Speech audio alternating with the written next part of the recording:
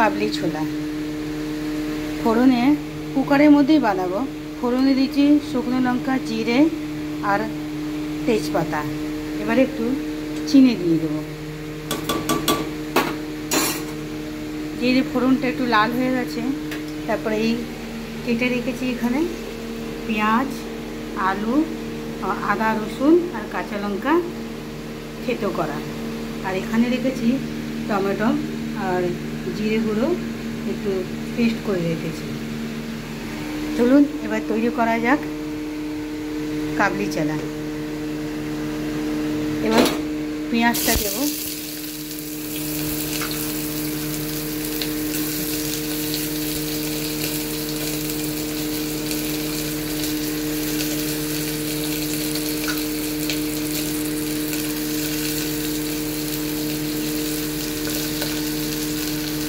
পেঁয়াজটা একটু ভাজা ভাজা করব।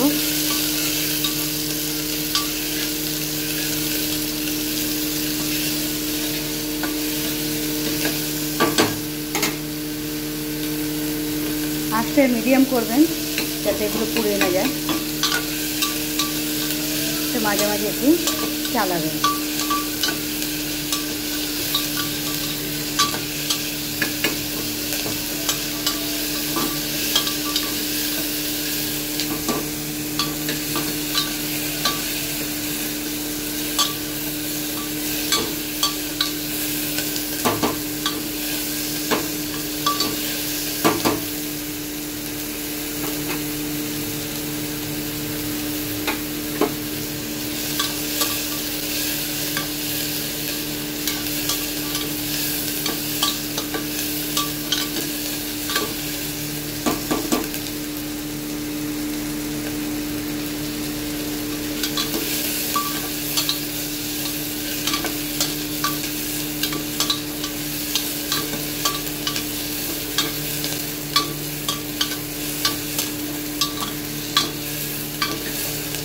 পেঁয়াজটা একটু ভাজা ভাজা হয়ে গেছে।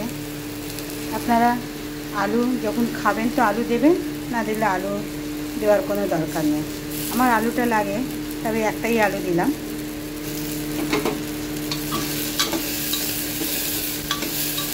আলুটা দিয়ে একটু নাড়াচাড়া করব। এবারেতে দিয়ে দেবো আদা রসুন। আদা রসুন যেটা আছে এটা থেতো করে রেখেছি, ওইটা দিয়ে দেবো। বলে শুধু আদা রসুন নাকি ভাজতে নেই, তাই একটু হলুদ দিয়ে দিচ্ছি।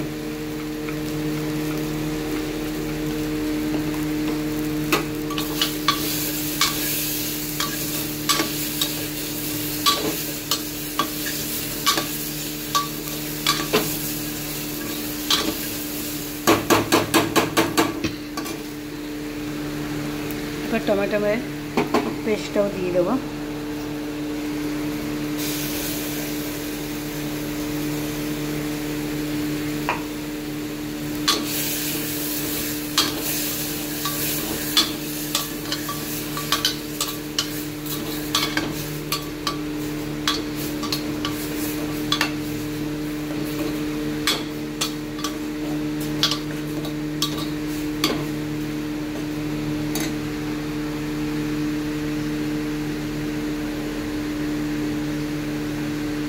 হলুদটা একটু কম লাগছে, তাই হলুদটা একটু দিলাম।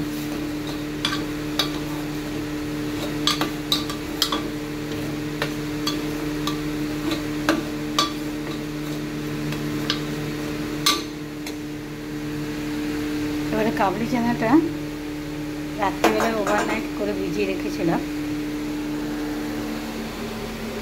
কাবলি চানাটা ধুয়ে ওভারনাইট করে ভিজিয়ে রেখেছিলাম। এবার ওটা দিয়ে একটু কষবো।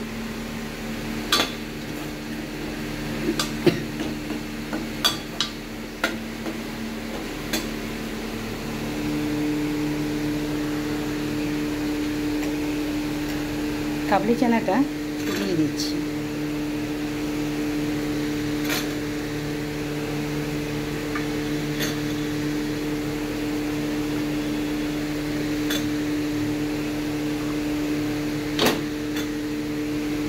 এটা যদি ভালো করে ধুয়ে রাত্রিবেলা ভিজিয়ে দিন, তাহলে এই জলটা আর ফেলবেন না, এই জলটাই দিয়ে দেবেন।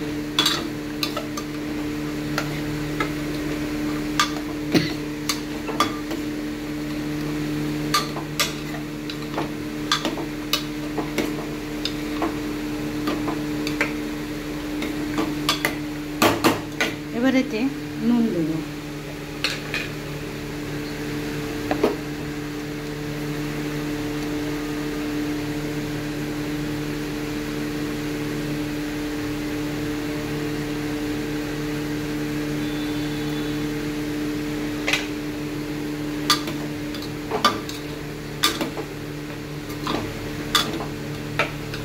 এমনি করে কুকারে করলে পুরো মাংসের মতন টেস্ট আসে, একবার আপনারা করে দেখবেন। আর গ্যাসটাও সঞ্চয় হয়। মশলাও ভাজা হয়ে গেল, ছোলাও সেদ্ধ হয়ে গেল, আর রান্নাটাও হয়ে গেল।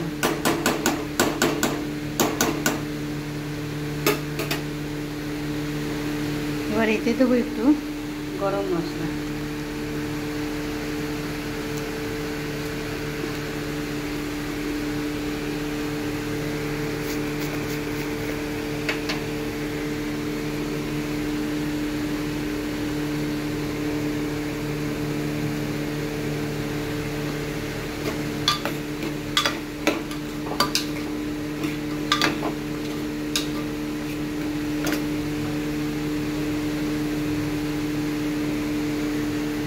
এবার যে ছোলার জলটা রেখেছিলাম ওইটা গ্রাইন্ডারটা ধুয়ে ওর মধ্যে দিয়ে দেবো।